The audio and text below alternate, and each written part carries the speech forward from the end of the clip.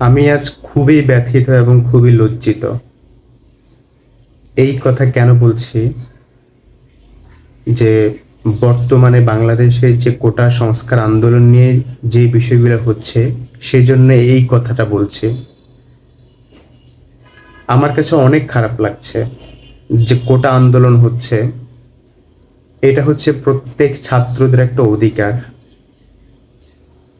আপনারা কি কোটা দিবেন নাকি দিবেন না সেটা সম্পূর্ণই আপনাদের বিষয়। তাই বলে কি এইভাবে গুলি করা, মারামারি করা, ছাত্রদের গায়ে হাত তোলা, এটা আসলে কতটা যুক্তিগত সেটা আমি জানি না। আমি কোনো কোটার বিপক্ষ নই।